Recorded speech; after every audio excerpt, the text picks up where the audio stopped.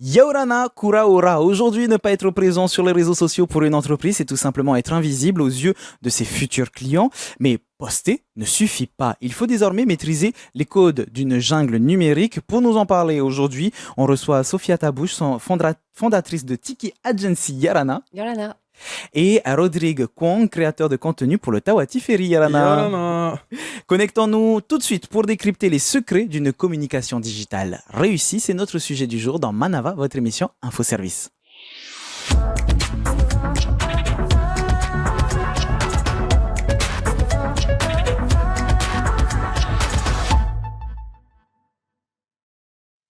La présence numérique est ultra importante, que ce soit ici au Fénois ou partout ailleurs. Facebook, pour le Fénois, demeure la plateforme ultra dominante sur notre territoire, utilisée non seulement pour le lien social, mais aussi comme premier moteur de recherche pour les services de proximité. Les jeunes vont peut-être se reconnaître là-dedans. Alors on parle d'identité numérique, on parle de statistiques, de chiffres qui peuvent expliquer qu'on utilise plus une plateforme qu'une autre. Justement, on va en savoir plus aujourd'hui avec nos invités. Sophia, l'identité numérique, on va commencer par ce premier thème d'une entreprise. Ça se construit comment finalement ? Alors, il faut être vigilant. C'est pas juste mettre son logo et puis avoir un feed Insta. Il faut penser à sa cible tout d'abord. Donc, bien l'identifier. Une fois qu'on a sa cible, on peut travailler sur le ton de la marque, sur ses objectifs, sur pourquoi on veut être sur Facebook et qu'est-ce qu'on veut dire sur Facebook, avec l'exemple de Facebook, mais c'est valable pour tous les réseaux. Et puis là, on va pouvoir commencer à travailler sur ses publications. Une fois qu'on a déjà identifié et défini ça. Alors j'ai fait des études de marketing, mais j'avoue que c'était il y a très longtemps. C'est ce qu'on appelle l'image de marque ou il faut que je révise mes cours ? L'image de marque, l'ADN de la marque, l'ADN numérique, c'est exactement ça. Elle sera pas la même si il y a une entreprise qui est plutôt luxueuse, plutôt accessible. Les parfums, par exemple, ne vont pas faire les mêmes publicités que des jouets pour enfants. C'est Exactement. Bien ça ? Et après, il peut y avoir différentes gammes de parfums. Tu as les parfums féminins, les parfums masculins, donc les cibles différentes, la communication différente. On peut aussi avoir envie de casser les codes parce qu'on a envie d'être une marque fun, un peu rock'n'roll. Donc on va vouloir casser, être dans l'humour. Donc vraiment, ça va dépendre. C'est pour ça qu'on parle vraiment d'objectifs, de cibles et d'ADN. Et j'adore, puisque tu me permets une transition parfaite avec mon deuxième invité, Rods. Tu casses les codes finalement avec la création de contenu pour le Tawati Ferry. Mais comment est-ce que tu fais pour choisir entre le sérieux et l'humour ? Ça dépend des situations ? Alors, je tiens déjà à préciser que je suis pas tout seul dans le bateau. Du coup, on est une équipe de 4 et chacun a son rôle, un rôle bien défini. Et nous, on a décidé justement de casser ça et de plus être là, bonjour, je m'appelle machin, je vends tel produit, c'est tel truc et c'est à tel prix. On a vraiment décidé de créer cette proximité avec notre communauté et avec les gens d'ici pour pouvoir appeler convertir quoi. Et du coup, voilà, j'espère avoir répondu à ta question comme Bien il sûr. faut. Aujourd'hui, tu estimes qu'il faut être présent partout sur tous les réseaux sociaux, TikTok, Insta, Facebook, X, Twitter, tout ? Pour moi, ça dépend parce que nous, on n'est pas sur X. On est principalement sur Facebook, comme tu l'as dit, qui est le réseau le plus utilisé en Polynésie. Sur TikTok, on a une présence également. Et sur Instagram, on est présent, mais pas aussi puissant que sur les réseaux précédents. Du coup, moi, je t'aurais dit, c'est un choix. C'est un choix à faire et ça dépend de ta stratégie, comme Sophia l'a si bien dit. Justement, Sophia, je me tourne vers toi. Est-ce qu'aujourd'hui, on est obligé d'être un peu partout ?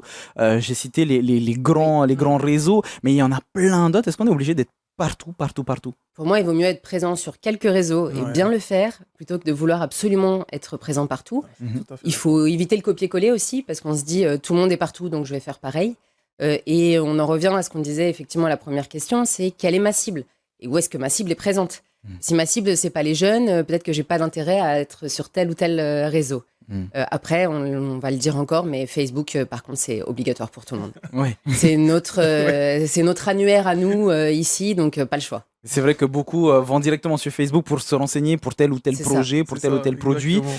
Mais il faut adapter donc son message en fonction de l'identité de la marque, mais aussi en fonction des réseaux sociaux. Rods nous a parlé d'un bon exemple, Instagram. C'est beaucoup plus des photos. Donc pareil, là ici, on devra adapter son discours. Complètement. Sur Insta, on va plutôt essayer de donner envie, de faire rêver. Comme tu dis, on est sur de la photo, donc il faut faire du joli. Si on n'est pas capable de le faire, parce qu'on n'a pas les moyens, parce qu'on n'a pas de jolies photos, qu'on est une entreprise qui fait, peut-être je dis n'importe quoi, du BTP, Oui. peut-être qu'Insta est pas légitime. Mm. Et donc voilà, il faut bien réfléchir aux réseaux sur lesquels on va être présent effectivement. On parle donc des réseaux, mais aussi, Rod, de la régularité. Est-ce qu'il Ça. faut publier tous les jours, toutes Euh, les semaines, tous les mois? Alors, tu sais, nous, on s'était posé justement la question, on a fait des tests et on s'est rendu compte que la régularité, pardon, c'est la clé, mais tous les jours, c'est pas quelque chose qui nous a plus poussé que ça. Ok. Nous, aujourd'hui, on a un rythme de publication qui varie entre 2 et 3 vidéos par semaine, sans compter les posts photos. Ok. Voilà. Si j'ai répondu à ta Bien, question. bien sûr, bien sûr. Mais du coup, c'est un élément qui est important Oui. aussi dans la manière dont vous réfléchissez aux différents postes. Oui, c'est ça. Après, ça dépend du moment, ça dépend aussi des événements qui arrivent dans le mois, dans la semaine, dans les jours qui arrivent. Ça dépend des périodes aussi, parce que tu as les périodes de vacances scolaires. Du coup, tu adaptes ton discours, tu adaptes ton contenu et voilà. Je me tourne vers toi, Sophia. Oui, Oui. et j'allais dire, on sait qu'il y a un algorithme, Oui, oui. la fameuse algorithme Facebook, Mm. et qu'il faut publier régulièrement, et 2-3 fois par semaine, c'est un petit peu la règle. C'est un peu le minimum, parce qu'en dessous, tu remontes pas dans le fil d'actualité. Alors, toutes les marques postent, tout le monde poste, et si on a envie d'apparaître, de pas disparaître, il faut continuer à le faire. Et on voit surtout beaucoup de marques qui vont poster pendant plusieurs semaines, plusieurs mois, parce qu'ils ont un community manager actif, parce C'est que ça. ils ont en plus un stagiaire sous la main, et d'un coup, t'as plus Tout rien, s'arrête, ouais. et en fait, ils se rendent pas compte qu'ils repartent de zéro. Ok. Parce que à À cause part de de zéro. l'algorithme, Exactement. ça fait en sorte qu'on voit moins C'est l'entreprise. ça, c'est ça. Donc la Donc il faut régularité. reconstruire sa notoriété et il faut redonner confiance à l'algorithme quelque part. C'est valable pour Google aussi, hein, c'est sur tous les réseaux. C'est important, c'est un élément qui est important et à prendre en compte. Mais du coup, ça doit être avantageux de voir qu'avec les années, comment dire, les contenus ont évolué pour avoir des formats courts. Avoir des formats courts, ça permet d'avoir éventuellement plus de petits formats et donc de connecter avec l'algorithme. Il faut bien réfléchir. Du coup, il faut être très droit au but, un message clair, du rythme. Donc je pense que c'est pas plus facile, c'est juste une autre gymnastique. Ok. Justement, je me tourne vers toi du coup, Rod, Vas-y, pour dis-moi. savoir comment tu fais. Pour toi, c'est quoi la recette miracle pour capter l'attention des gens dans une petite vidéo d'une minute à peine? Comment est-ce que tu fais? Ben déjà, le hook, hein. Analyser ton hook, c'est très important. Attends, qu'est-ce que c'est le hook? Un hook, c'est quelque chose, c'est le début de la vidéo qui sert à justement harponner les gens, enfin, Ok. si je puis dire harponner les gens, et qui vont faire en sorte de piquer un peu la curiosité. Ah, je vois cette vidéo, allez, pourquoi pas? Parce qu'en ce moment, enfin, on a remarqué que beaucoup de gens sont toujours dans le scroll infini. Ouais. On voit tout le temps la même chose, du coup, ils sont tout le temps dans le scroll infini, ils s'arrêtent pas, et du coup, pour moi, un hook, que ça soit visuel, textuel, audio, c'est très important si tu veux faire rester les gens sur ton contenu. Et ça, il y a beaucoup de gens qui l'oublient. C'est ça. la structure d'une vidéo, l'analyse des statistiques et tout pour adapter ton contenu justement et voir si tu es dans le bon chemin ou pas. C'est très important. Ah oui, c'est plus compliqué que ça en Oui, a l'air. c'est plus compliqué que ça en a l'air, c'est vrai. Ce fameux hook, c'est combien de temps en début de vidéo? En général, c'est les 3 premières secondes de ta vidéo. Ah oui, d'accord, c'est vraiment très réduit. Donc, si par exemple, là, je dis restez avec nous aujourd'hui, Rhodes nous dit la recette miracle pour faire des bons posts. Là, c'est trop tard, on est déjà à Trop 7-6 long, minutes. Bon, bah, j'ai raté mon coup. Le hook, Mais c'est pas grave, Pas Ali, facile. t'inquiète j'ai pas. compris le principe, Ouais. c'est l'essentiel. Le hook, comme on vient de le dire, Rhodes, c'est hyper important. Ça fait partie des must-have, si on peut dire ça comme ça. Effectivement. Et c'est pas facile, c'est un exercice Ouais. qui est pas facile. Et c'est d'autant pas facile que souvent le community manager ou l'agence va avoir des idées. Il faut sortir un petit peu de la tradition pour Mhm. aller pour faire ce fameux hook. Et puis en face, tu as l'entrepreneur, le chef d'entreprise, tes collègues qui sont pas très à l'aise avec ça. Donc c'est là où il faut être original, mais pas trop parce que Ouais. on veut respecter la marque et tout ce qui va avec. Et aujourd'hui, il y a cette course au buzz, vouloir faire du buzz pour essayer de créer soit une trend ou soit voilà, de véhiculer un message plus fort. Est-ce que cette course au buzz, ça peut parfois être mauvais? Il y a une phrase en community management que j'ai entendue, il n'y a pas de bad buzz, il n'y a que du bon buzz. Est-ce que c'est vrai? Moi, je suis pas d'accord. Ah, pareil. Bon, je suis pas non plus trop d'accord sur ça. Il y a des marques internationales qui ont du bad buzz. Il suffit d'une mauvaise action de quelqu'un dans l'entreprise pour que ça fasse le buzz et que ça fasse du bad buzz. Donc, je suis pas d'accord avec ça. Par contre, il faut être vigilant avec le buzz, à vouloir le chercher à tout prix, parce que pour moi, ça va pas forcément mettre en avant la marque. Ok. Ça va mettre en avant le travail du community manager, ça va faire un petit peu parler, mais ça va pas te faire vendre plus. Ok. Donc la course au buzz est pas nécessaire à mes yeux. Rhodes, ton point de vue? C'est le même que Sophia en vrai.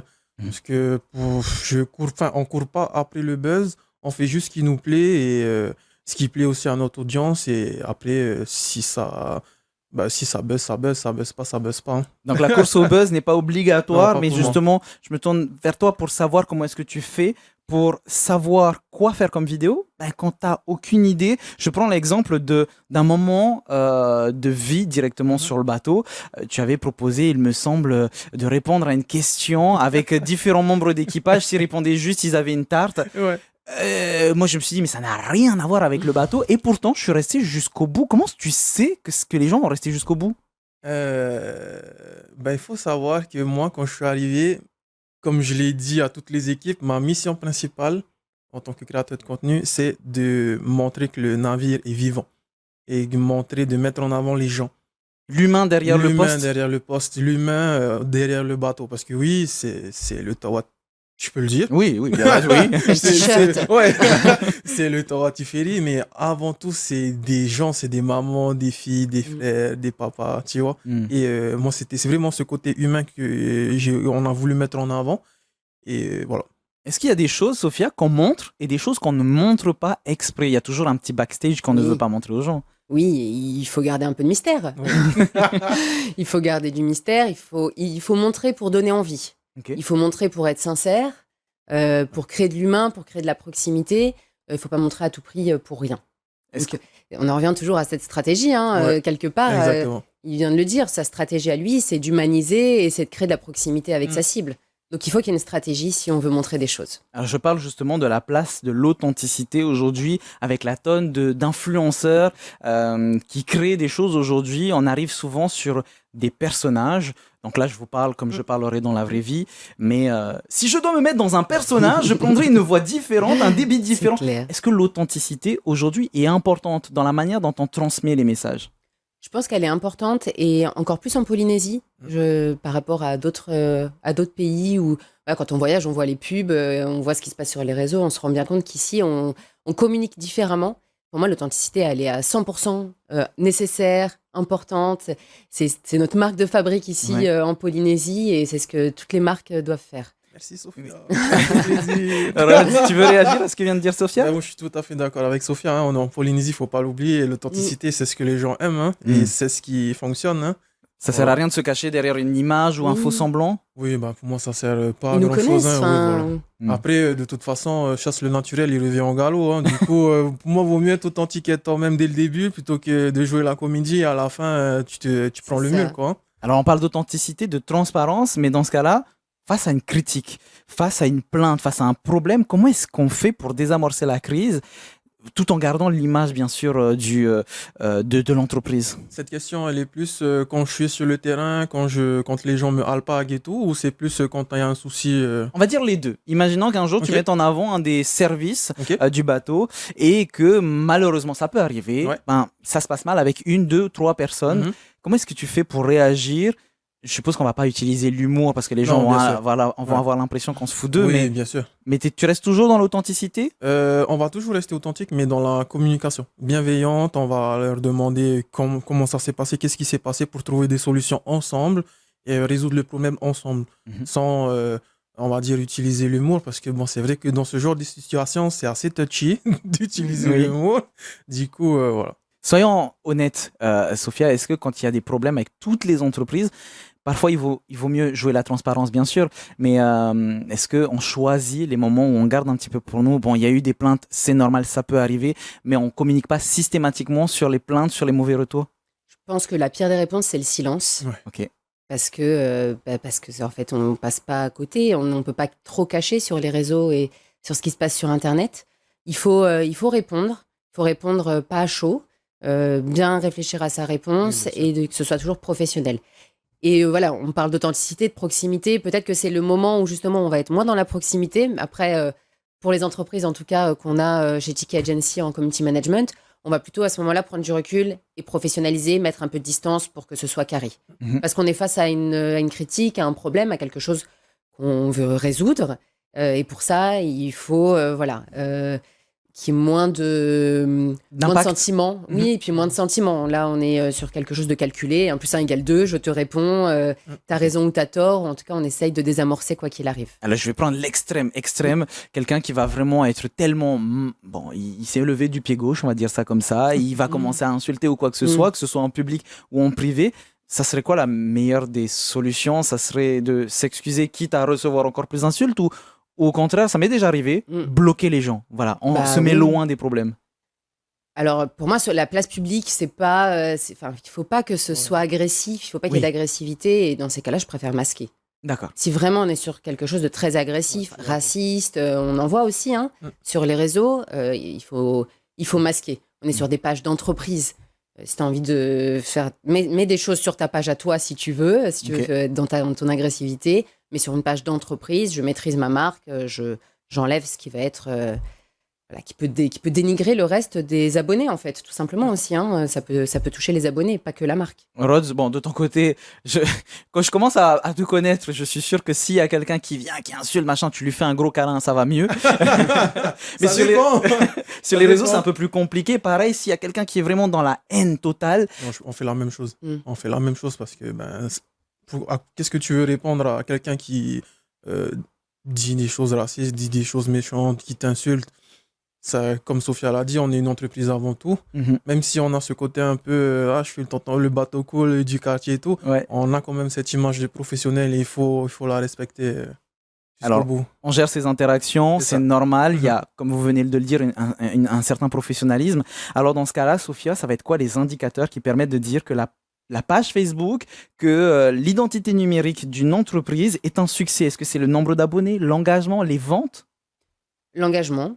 Le plus, le nombre d'abonnés ne fait pas tout malheureusement. Donc l'engagement, les clics et du coup les ventes aussi. Alors les clics, c'est pas toujours facile parce que tout le monde n'a pas un site internet, tout le monde ne fait pas de e-commerce. On peut pas toujours voir l'impact que les réseaux sociaux vont apporter là demain sur mes ventes. Mais malgré tout, il y a des tests qui peuvent être faits, de poster certaines semaines et pas d'autres, sur certains jours et pas d'autres, pour voir est-ce que vraiment ça a un impact sur mon site internet, sur les visites, sur les ventes. Donc c'est pas que les chiffres des réseaux sociaux qu'on va suivre, mais c'est les chiffres de vente face aux chiffres de mes réseaux sociaux. Sans forcément les citer, on a eu par exemple une vente de Pareo où les gens se sont mis en file d'attente à 4h du matin. Ça prouve que ça fonctionne bien. Oui, là pour le coup, il n'y a pas de débat. Mais c'est pas que ces réseaux, c'est aussi la qualité de ces produits. Je pense qu'il ne faut pas non plus tout attribuer au travail fait sur les réseaux sociaux. Il y a aussi, peut-être qu'elle est authentique, la marque, que la personne, tout le monde la connaît, et que tout le monde a envie, se retrouve dans ce personnage-là. Voilà, il y a plein d'éléments et pas que les réseaux. Rods, de ton côté, pareil, il y a des gens qui viennent te voir quand ils te croisent dans le bateau pour te dire « Ah je suis là parce que je t'ai vu » ou grâce aux vidéos. Il y a des retours comme ça qui sont faits parfois? Oui, j'en ai, même quand je vais au marché pour aller chercher mon petit plat à midi. J'en ai souvent, c'est toi qui es dans le bateau, c'est carrément cool et tout. Et ça fait plaisir, quoi. Et voilà. Est-ce qu'un community manager doit être disponible 24h/24? Tu vois, quand tu vas chercher ton plat au marché, bien sûr que ça fait plaisir, mais est-ce que tu prends ta casquette de community manager, créateur de contenu, ou est-ce que parfois il faut différencier les choses? Alors Harry, je ne saurais pas trop quoi te répondre sur cette question, dans le sens où je suis pas créateur, je suis pas community manager, mais je pense qu'il faut quand même avoir une certaine présence pour répondre aux besoins s'il y a des situations d'urgence ou voilà. Et à partir de quel moment, Sophia, est-ce qu'il faut professionnaliser, comme on vient de le dire, sa présence sur les réseaux sociaux? Le faire soi-même, ça peut être une bonne chose, mais au bout d'un moment, il faut le professionnaliser. Oui, je pense. Alors, pas toutes les entreprises. Toutes les entreprises n'en ont pas besoin. Et on parlait d'authenticité tout à l'heure. Il y a beaucoup de patrons qui gèrent leur page et du coup, c'est authentique et ça marche et ça leur suffit et on va dire tout va bien. Quand nous, on a des entrepreneurs qui se posent des questions justement de professionnaliser ou pas, on leur propose de faire des tests ou on leur propose de les accompagner sur certaines campagnes. Là, j'ai un salon, je fais le salon de l'IMO, j'ai envie de l'annoncer, ça se travaille sur plusieurs semaines. Là, clairement, il y a une stratégie, il faut que ce soit visuel, il faut que ce soit catchy, il faut de la vidéo. Donc, on peut les accompagner sur certaines périodes. Je pense que c'est là où c'est intéressant de travailler avec des professionnels. Parce qu'il y a aussi beaucoup d'entrepreneurs qui veulent gérer leur réseau tout seuls. Bon, quand tu mets les mains dedans, tu vois bien qu'il y a plein de choses qui vont pas, Ouais. qu'il y a plein de petites choses que nous, on connaît dans nos métiers, des automatisations à mettre en place, je dis n'importe quoi, juste le message d'absence, tu vois. Comme tu disais tout à l'heure, d'être présent H24 en tant que community manager, tu peux pas. Par contre, tu peux verrouiller tes messages d'absence. Mhm. Et ça, quelqu'un qui va travailler ses réseaux tout seul, dont le métier c'est de construire des bateaux, dont le métier c'est de réparer des maisons ou de réparer des toitures, on peut pas être bon partout. Oui, bien sûr. Et c'est pour ça, et à contrario, est-ce qu'il y a l'erreur de j'ai une petite entreprise, directement je vais professionnaliser les choses alors qu'il n'y en a pas forcément besoin? Alors après, j'ai envie de dire, c'est aussi l'honnêteté de l'agence en face de dire bah, peut-être qu'on peut mettre les choses en place et puis te redonner la main parce que tu n'as pas vraiment besoin de nous, Mhm. ou poster-nous une fois par semaine et puis toi, tu vas poster sur tes chantiers 1 ou 2 fois par semaine pour qu'on ait les fameux 2 à 3 posts. Mm. Voilà, je pense que ça dépend de l'honnêteté des gens aussi en face. J'ai encore deux petites questions pour vous, mais on le verra juste après, puisque réussir sur les réseaux sociaux, ce n'est pas une question de magie, mais de régularité, d'écoute de sa communauté. Il sait de quoi il parle, il s'appelle Théo Bertrand, et il nous parle de comment gérer ses réseaux sociaux privés, l'algorithme et limiter son temps d'écran. C'est tout de suite dans vos questions express. Bien Lana, je m'appelle Théo Bertrand, je suis influenceur sur les réseaux sociaux, j'ai des émissions de radio, je suis auteur et je suis super sympa.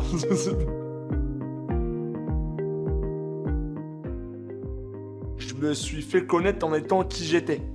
J'ai pas essayé de faire un personnage. Du coup, bah, ça a ses avantages et ça a ses inconvénients, mais l'avantage c'est que t'es plus ou moins fidèle à toi-même, déjà tout le temps. Et puis du coup, moi je fais toujours un peu regarder mes vidéos par ma famille. Parce que des fois, peut-être que, tu sais, l'appât du gain, l'appât des vues, ça provoque des réactions un peu dans ton cerveau. Et même moi, si je suis pas là-dedans, des fois, quand je fais beaucoup de vues, bah, je peux avoir tendance à vouloir en faire plus. Et du coup, bah, dès que je veux faire un truc pour que ça buzz, généralement, il y a ma famille qui me dit ouais, Malounois là, hein, doucement. La limite que je me fixe, c'est pouvoir sortir dans la rue et de me dire j'assume ce que je dis. J'assume ce que je dis. Je peux dire des bêtises, hein. Ça m'arrive de dire des bêtises et tout. C'est normal, je pense que tout le monde dit des bêtises. Et puis des fois, on me reprend et c'est normal. Mais toujours rester, voilà, que ma mère puisse regarder ça sans avoir honte de moi, que moi je puisse regarder ça sans avoir honte de moi, que ma petite cousine, que tous les gens qui regardent mon contenu se disent ouais, bah ça lui ressemble.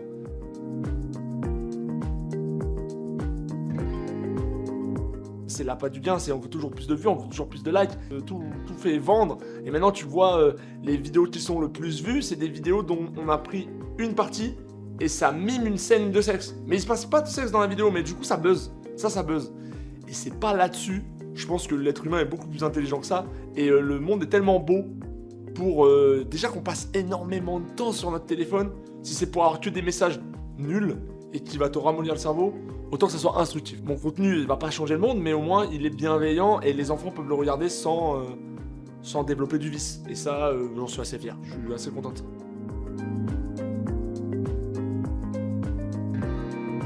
En fait, le problème, l'algorithme, c'est bien fait. C'est parce que, en fait, il va te donner tout ce que t'aimes. Faut faire attention à ça. Je pense que le monde est bien plus que ça. Maintenant, on a le monde dans notre téléphone et on a que les mauvaises nouvelles. La plupart du temps, c'est que les mauvaises nouvelles. C'est une addiction, quoi. Moi, j'associe ça à une addiction. C'est quelque chose que tu dois maîtriser. Aujourd'hui, ça arrive qu'il me maîtrise. Mais bon, on se soigne. J'essaye de l'éteindre, de pas l'avoir. Et quand je l'ai pas, je me sens beaucoup plus avec les gens. Je pense que c'est à chacun de percevoir sa limite. Tu vois, il y a des gens qui sont très connus et qui filment leurs enfants. Et bah c'est cool. Tu vois, si eux, ils pensent que c'est une bonne idée et si eux, ils l'assument, tant mieux. Franchement, il faut faire vraiment attention. Ça peut être quelque chose qui peut t'aider, mais ça peut te détruire aussi. Donc, vraiment, tu vois, faut pas que les réseaux prennent le pas sur ta vie. Et je vous dis ça, et moi, des fois, on me parle et je suis comme ça. Tu vois, donc, bon, c'est comme ça. Faut faire attention à vous, faire attention à nous. Prenez soin de vous en tout cas. Et voilà. Et pour finir, comme d'habitude, un site et un livre. On commence avec le blog du modérateur. C'est la référence francophone pour suivre toutes les mises à jour des algorithmes Facebook, d'Instagram, de TikTok et quelques articles intéressants sur les recommandations du mois de mars. Je vous invite vraiment à y faire un tour. Ça a été très intéressant. Et le livre, le guide du community manager, s'il y a un livre qu'il faut avoir, c'est bien celui-ci, indispensable pour communiquer, développer sur une activité, les réseaux sociaux. Bon, c'est pas souvent évident à maîtriser, même si ça peut sembler facile. Justement, dans ce livre, on nous dévoile les conseils pratiques puisés dans l'expérience de l'auteur Samuel Bielka, et ça montre des techniques apportant une dimension globale du métier, justement. S'il y avait un ingrédient miracle, un ingrédient en or, ça serait quoi, Sophia, pour bien gérer ses réseaux sociaux? Moi, je dirais d'ouvrir ses chakras, de faire des benchmarks, de regarder ce qui se fait ailleurs. Enfin, il y a des trends, ça va très vite. Ouais, tous ça les va jours, vite, ça hein. change. Ouais, je suis d'accord. Donc voilà, d'être sans être au taquet, mais d'être ouvert et de regarder ce qui se fait ailleurs. Tout simplement. Oui. Merci beaucoup pour ta présence prie. aujourd'hui, Sophia. Merci Et à de toi. ton côté, Rod, si tu avais un élément miracle. Pour moi, il n'y a pas d'élément miracle, hein. En vrai, il faut se tenir au jus, faire de la veille. Et moi, ce que je fais, c'est je regarde sur les réseaux des vidéos qui me plaisent. Je fais un classement et j'essaie de polynésianiser tout ça, d'injecter un peu de Polynésie, de bonne humeur, de fun. Et après, ça fonctionne. Mais je pense qu'on est en perpétuel apprentissage et on peut que s'améliorer. Merci beaucoup pour ce conseil, Rod. J'espère Ali. que ça vous sera utile justement pour vos réseaux sociaux. N'hésitez pas à retrouver cette émission sur justement les réseaux de TNTV. En attendant, passez une très bonne soirée. 18h, votre V à Tahiti, vous connaissez la chanson. Maururu itotatou farerira trahoma parhena.